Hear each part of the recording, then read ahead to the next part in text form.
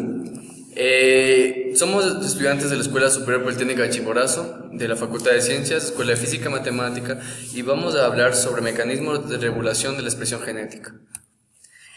¿Qué son? En estos se puede encontrar una amplificación genética, se puede encontrar el RNA, los miRNAs, como se puede decir, como reguladores de la expresión genética, sitios alternativos del inicio de transcripción de un gen y otros mecanismos de regulación no transcripcional. Tenemos aquí el splicing alternativo, control de transporte del mRNA, control de traducción de mRNA, control de degradación del mRNA, control de velocidad del inicio de traducción, procesamientos de post-traduccionales alternativos y control de degradación. Y también tenemos la represión génica. Ahora, la amplificación génica es la aparición de copias múltiples de un gen con alta actividad transcripcional. Aquí tenemos un ejemplo en el cual se ve una duplicación espontánea cuando las células están sometidas a una inhibición por un mecanismo de resistencia que es el metotrexato, como se ve aquí. Esta amplificación produce un aumento del número de copias codificadas por dicho gen. En las miRNAs, como reguladores de la expresión génica, tenemos el ARN monocatenario. En esta se muestra una ruta de ribointerferencia, que es la control de estabilidad del mRNA.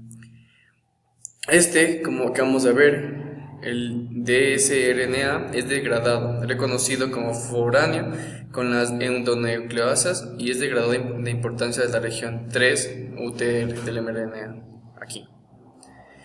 Provoca un bloqueo de splicing o del transporte del mRNA al citosol, que es un proceso específico en los eucariontes. Las miRNAs, como reguladores de la expresión génica, tenemos el control pretranscripcional, papel en la remodelación de la cromatina, el complejo miRNA y el número RISC. Migra al núcleo y se une a una secuencia de DNA diana, como se ve aquí en la imagen, y recluta el complejo remodelador de la cromatina.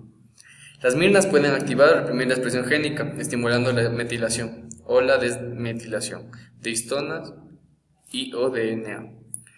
Tenemos aquí la premiRNA con la infección vírica, una degradación, el silenciamiento génico y una inhibición en la traducción. Las miRNAs no tienen propiedades alostéricas, ya que no pueden responder a otros pequeños agentes. Y bueno, aquí ahora pasamos a los puntos de control de la acción de las miRNAs. Tenemos el control transcripcional, que reprimiendo la expresión del gen que codifica el precursor de la miRNA. La inactivación de la miRNA o del SNRA, degradación por RNasas. Ahora tenemos el control de la expresión génica por miRNAs y RNAi. Se ve aquí, tenemos una proteína de unión a la ARE, baja, va a la poliribonucleasa, baja y va a la endonucleasas. En conclusión, tenemos una degradación del mRNA, inhibición de la traducción y remodelación de la cromatina. El complejo migra al núcleo y se une a su secuencia de DNA diana.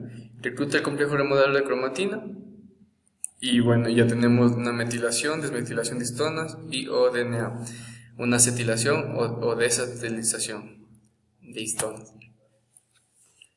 La generación de miRNAs. En la generación de miRNAs encontramos la transcripción del gen por una miRNA y formación de un primirna, un procesamiento del primirna por Drosha y Pasha, formación del primirna 70NT, el transporte al citosol por la esportina 5 y procesamiento del primirna por Dicer y formación de un miRNA maduro. Y acá un miRNA tenemos por ende un miRNA que va al RISC. Ahora mi compañero va a hablar sobre los otros puntos de control no transcripcional. Ahora les vamos a hablar sobre otros puntos de control no transcripcional. Son distintos al control transcripcional, en donde tenemos 6 especificaciones. Uno, que son los sitios alternativos del inicio de la transcripción, el empleo de promotores alternativos de distinta regulación, control del procesamiento de los RNA mensajeros, el control de transporte y de la localización de los RNA mensajeros, el control de la degradación del RNA mensajero y el control de la traducción del mRNA mensajero. Aquí tenemos los sitios alternativos del inicio de la transcripción. Generalmente se encuentran en distintos exones y también se suelen producir un splicing alternativo del RNA mensajero. Estos efectos difieren en las velocidades de iniciación de la transcripción y la regulación es diferente. Como podemos ver imagen, el sitio 1 y el sitio 2 en el producto del RNA mensajero, que sería el producto 1, y el producto 2 del RNA mensajero nos dará la proteína. El splicing alternativo, que es a partir de un mismo gen, se producen diferentes proteínas con funcionalidad diferente. Ejemplo, el gen de la calcitonina, que es el procesamiento en la tiroides en el péptido calcitonina, y el procesamiento del hipotálamo, que es el péptido, es decir, el péptido relacionado con el gen de la calcitonina. Aquí podemos ver el splicing en la tiroides y el splicing en el hipotálamo. En el RNA mensajero, que sería el maduro, entre los dos casos, entre el splicing de la tiroides y el del hipotálamo. Luego tenemos lo que es el transporte del RNA mensajero, que es un punto clave de control, en donde se han comprobado que las proteínas asociadas con el RNA mensajero en el núcleo son distintas de las que se asocian con el RNA mensajero en el citoplasma. Esto indica el intercambio del RNA mensajero entre riboproteínas del núcleo y del citoplasma, cuando éste se trasloca a través de los complejos de poro nuclear, como podemos ver por las partes del exón y del intrón, en donde sucede el pre-RNA mensajero a obtener el ARN mensajero, que sería el maduro. Luego tenemos lo que es el control de la traducción del RNA mensajero, que simplemente son que los RNA mensajeros se pueden acumular y su traducción solo se activa ante determinadas señales. Generalmente estos RNA mensajeros almacenados presentan colas de poli-A cortas, es decir, la activación de la traducción tiene lugar por la poliadenilización citosólica de estos RNA mensajeros. Estos procesos además son regulados por las proteínas que se asocian con los RNA mensajeros, en donde las proteínas enmascaran estos RNA e impiden su traducción. Un ejemplo de esto son los depósitos del RNA mensajero maternos en los ovocitos, que están enmascarados por proteínas fosfolidadas. Tras la fertilización se produce la desfosforilización de dichas proteínas y se separan de los RNA mensajeros y estos se traducen. Luego tenemos lo que es el control de la degradación del RNA mensajero, en donde la vida es muy corta, 30 minutos, y la vida muy larga, de horas a días, en donde un mismo RNA mensajero puede presentar degradación diferencial en respuesta a cambios, por ejemplo, a hormonas, estrógenos y beta-telogenina. Aquí tenemos un gráfico más, se puede decir, más explicativo, en donde nos dice que en el lado izquierdo no hay degradación prematura, mientras que en el lado derecho hay la degradación prematura por el sistema NMD, que se ha determinado al control de la degradación del RNA mensajero sin mutaciones terminadoras y el otro con mutaciones terminadoras, produciéndose el codón de terminación al mismo tiempo en donde el ribosoma actúa sobre este codón de terminación por el codón de inicio. Gracias al proceso de traducción tenemos, como les dije, la degradación prematura y la no degradación prematura. El control de la velocidad del inicio de la traducción empieza con la ausencia del grupo hemo y la activación de HCR en la fosforilización en el factor 2, que secuestra al factor 2B y se bloquea la generación, es decir, hay un bloqueo en la traducción, en donde la regulación de la traducción por el interferón, que es la interferencia que produzca este proceso, en donde de la misma forma en el lado izquierdo podemos ver que va a haber una degradación de los RNA mensajeros por la activación de la ribonucleasa, y en el lado derecho la inhibición de las síntesis proteicas a partir de la fosforilación del factor 2A. Tenemos lo que es el procesamiento, los procesamientos post-traducciones alternativos.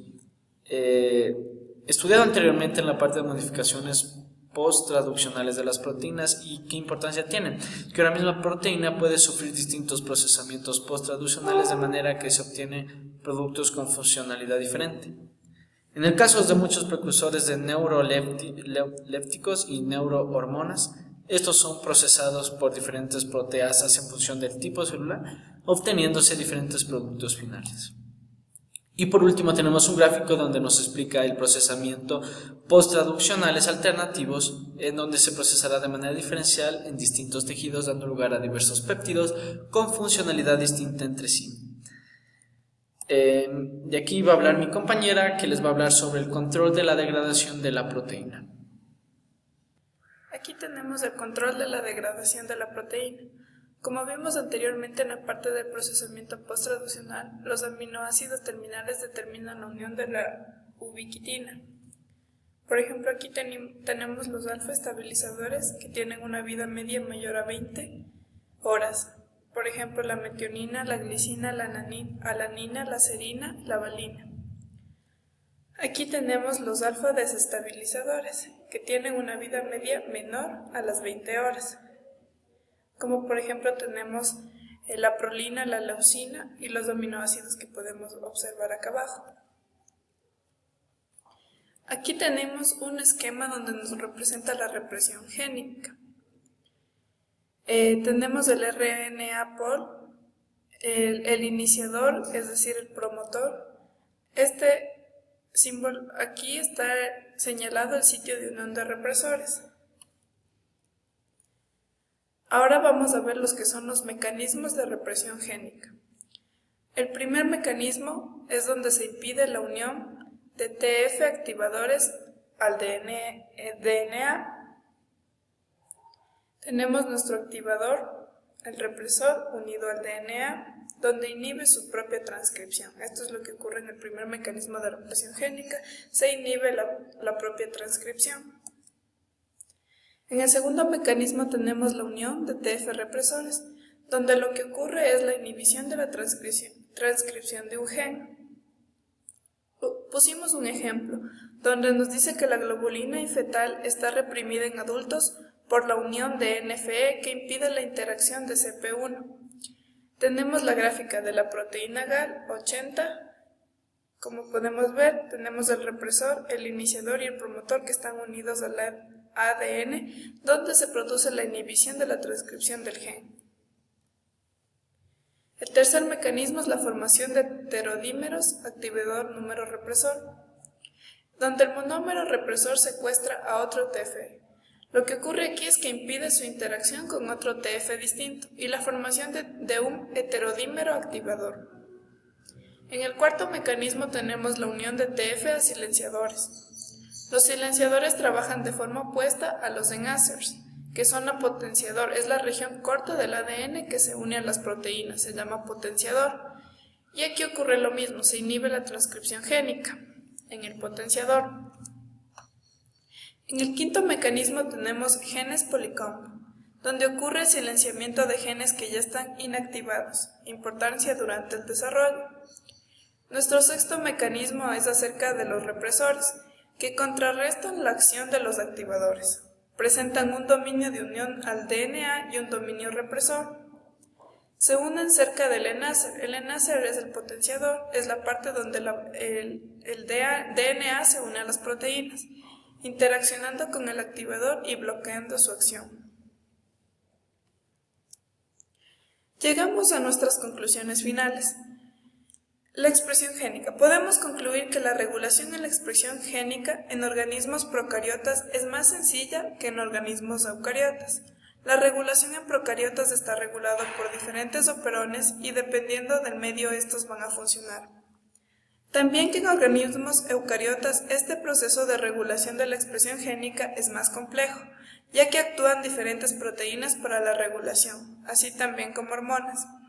Se presentan activadores transcripcionales. Los activadores son las proteínas que se van a unir a los elementos distales para activar nuestra transcripción.